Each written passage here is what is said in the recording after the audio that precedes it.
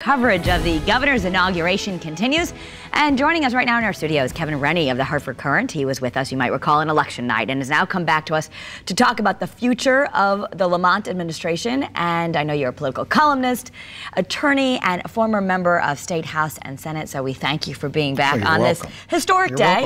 It is our 89th governor, and one of the things we often forget about this is that there were most of the world's history, we didn't have a peaceful transition of power in which people could go and watch, could vote and then see their votes matter, and new people take office and the old ones leave without putting up a fight.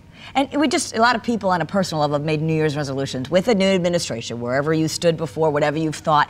It is a clean slate, so perhaps a time to be optimistic? I think it is, because I think that Ned Lamont is an optimist by nature, and he will he will try to instill that in the rest of us, knowing, of course, that Connecticut has some pretty serious problems, and he's got some big challenges ahead. But today, he is going to emphasize the can-do spirit of Connecticut, and as he's been doing since he became a candidate about a year ago, he's going to try to draw people together and emphasize what they agree on rather than what they disagree on. Now, we're going to be talking with Kevin a lot coming up in this broadcast about a little bit more specifics, but we're waiting for the first State of the State speech. Do you think it's going to be more overarching, or we're just going to get a good injection of optimism? Will we get specific at all? I think his inaugural address will be broad themes of optimism and goodwill, and he's very happy. This is the third time he ran for statewide office and first time he won.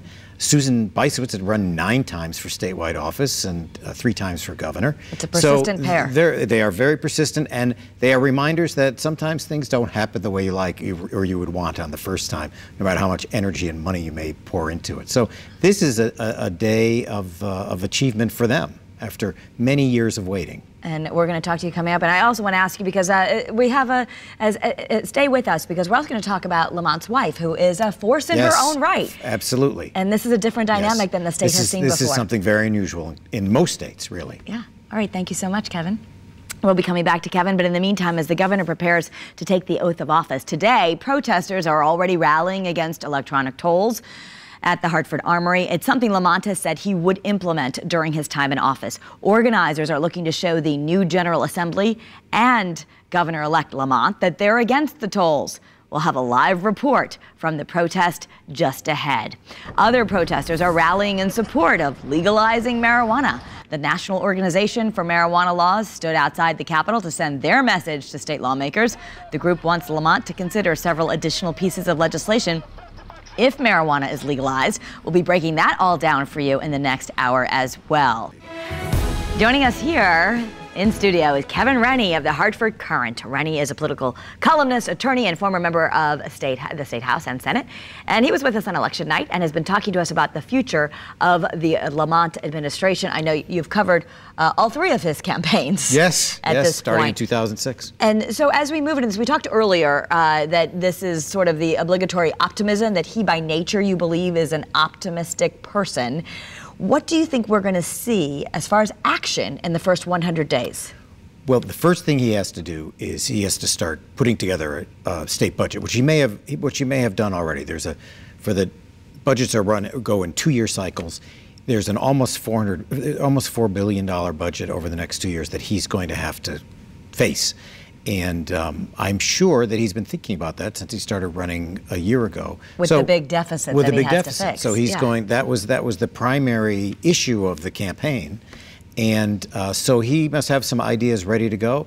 Next month, mid-February, he'll present his budget to the legislature.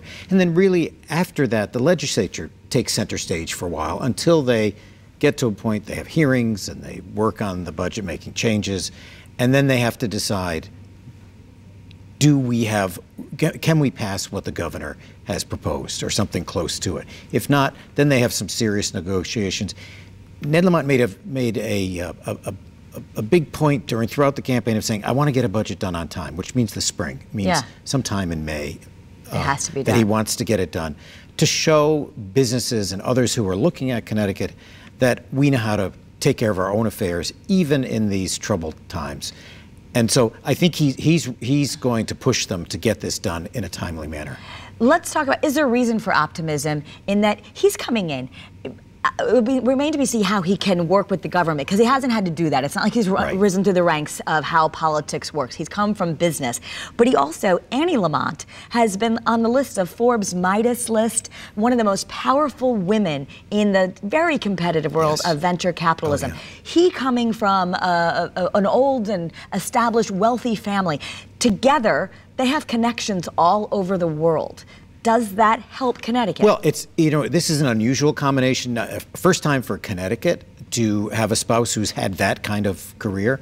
Also, first time we've had a self-funding candidate win the governorship. So he paid for his own campaign, and what he does with his fortune to keep his political operation going will be interesting to see. But he won't be doing the kind of grimy fundraising things that were the specialty of the Malloy administration. I mean, he keeps a distance from all that, and because he has a fortune and is willing to spend it on politics, it does make a change in the political weather.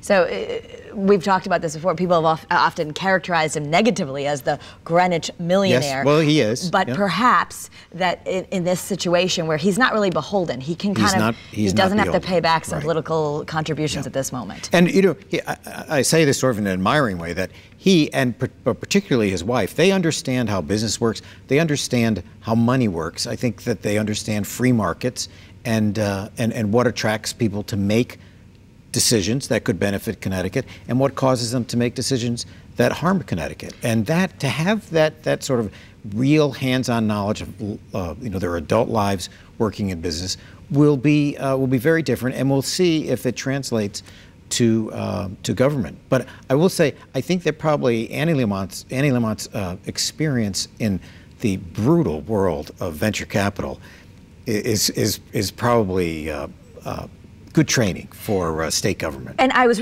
back when he was running for Senate, his daughter said that his mother was, a chief campaign strategist. We haven't seen, people may not be aware of she's someone who likes to be behind the scenes, but very bright woman, works in one of the toughest fields, she's made a ton of money on her own, she's been very successful. Came from not much of a hardworking family in the Midwest and created this. How much of a force will she be as far as policy in this administration? Oh, I think she's been a force. Obviously, she has a sophisticated understanding of the ways of the world, and clearly, over these 12 years of Ned Lamont being involved in state politics at a very high level, she's been an important advisor, and there's no reason to think that would stop. You would think it will become even more detailed, because they're going to have to deal with different sorts of issues than you do in a political campaign. There are a lot of parts to Connecticut's government. Connecticut's government is very big, very expensive, and so there are a lot of small but important decisions to be made. He's 64 years old, and he mentioned, one of your reporting said he mentioned he's going to have to make so many tough changes, perhaps he'll only get to serve one term. He's actually acknowledged that to himself. Oh, and to others. He was very open about it. He understands. And I said to him, there's no shame in being a successful one-term governor if you make important changes that carry us through. The first 2 years are going to be a challenge. It's just there's no doubt about that. Governor Malloy has left kind of a financial mess, and after 8 years, we can see it was hard for him to solve them. So Ned Lamont's going to have 2 years, really. Thank you, Kevin. I need to leave it there for just a moment.